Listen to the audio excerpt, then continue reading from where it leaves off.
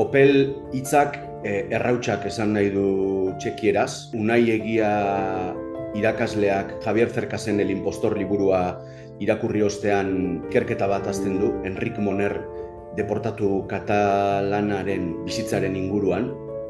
Bera gerra zibilean exiliatu egin zen, atxilotu egin zuten, eta Unaiek ikerketa hori abiatzen du. Bidean Anton Gandariasekin gurutzatzen da, bere osaba deportatuaren inguruan ikertzen ari zen, hau ere Bigarren Mundu Gerran desagertua.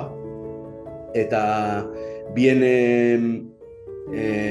ikerketa prozesua gurutzatzean konturatzen dira bai Enric Moner eta bai Angel Lekuona, Busturiakoa, Anton Gandariasen osaba, biak egun berean eta leku berean hil zirela. Ikerketa prozesu bat hasten dute Bilbon, Pragan bukatzen dena, eta aurkitzen dute historia harrigarri bat. Francisek Suji izeneko gizon batek eta bere semeak nazismoaren biktima ziren 2000 pertsonen errautsak izkutatu zituzten eta zerrenda sekretuak osatu. Orduan dokumentalak ikerketa prozesu hori kontatzen du, eta nola 80 urte beranduago desagertutzat eman ziren pertsona hauen errautsak aurkitzen dituzten Pragako krematorio batean.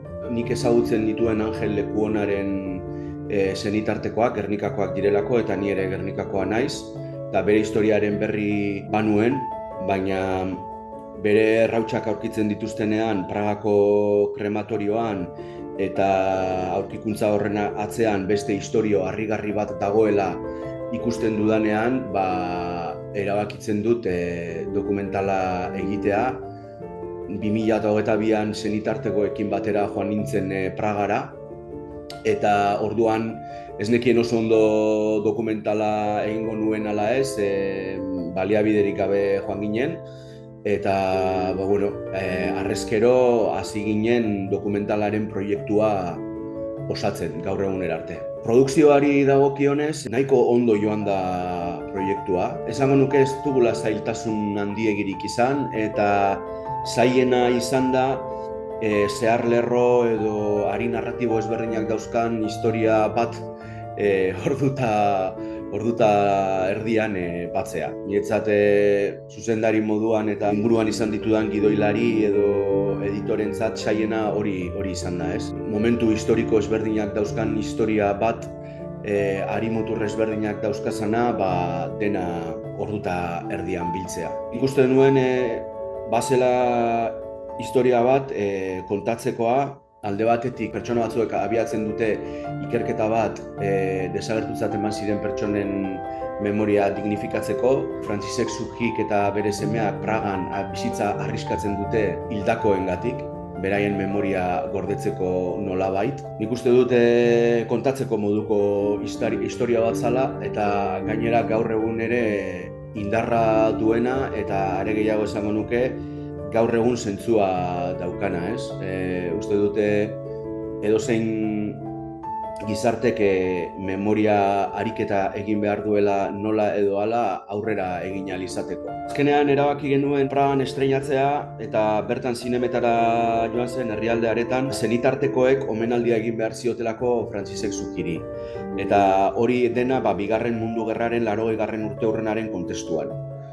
Orduan kontuan izan da hori, erabaki genuen estreinaldia bertan egitea, izango zuen oihartzun mediatikoagatik, eta egia zen oso ondo joan zen, senitartekoak pozik egon ziren, eta gero ere ikusi dugu harrera polita izan duela Txekiar Errepublikan dokumentalak, eta orain etxean ea zer gertatzen den. Berri pozgarria, azkenean zinemaldiak historia hau ezagutzera emateko aukera ematen duelako. Bertan egotea guretzat ohorea da, beste proiektu interesgarri askorekin batera egongo gara, eta orain zinemaldia eta gero udazkenean bertako zinemetan egingo ditugu proiekzio batzuk, eta dokumentalak ere izango du bere nazioarteko ibilbidea ere. Bizirik dagoen historia bat da. Francisek Sujik 2200 pertsonan errautzak gorde zituen, zerrendak osatu zituen, eta zerrenda horietan oraindik badaude, adibidez aurkitu ditugu 85 pertsonen errautsak edo ez zirela inoiz erreklamatu. Orduan historia hau ezagutzera emateak eta horrexegatik web orri berezi bat ere sortu dugu, pelikulan kontatzen dugun gertaera hori berriz errepikatu daiteke beste pertsona batzuen azalean, ez? Eta hori gertatzen bada, seguruenik gure helburuak edo erdiesten egongo gara zelan edo alan. Azkenean, Francisek Sujiren historia Txekiar Errepublikan ezaguna zen maila batean, gizartean ezen oso ezaguna, historialarien zirkuloan edo akademian bai zen ezaguna, baina jendeak ez daki historia honen berri Europan. Orduan, zinemaldia bezalako erakusleio batek historia ezagutzera emateko aukera emango digu, eta hor geratu ziren errauts ahaztu edo kakotxartean ahaztu horiek akaso izan dezakete bestelako bide bat, ez? Eta inflexio puntu bat sortu dezake dokumentalak eta dokumentalak ezagutzera ematea historia.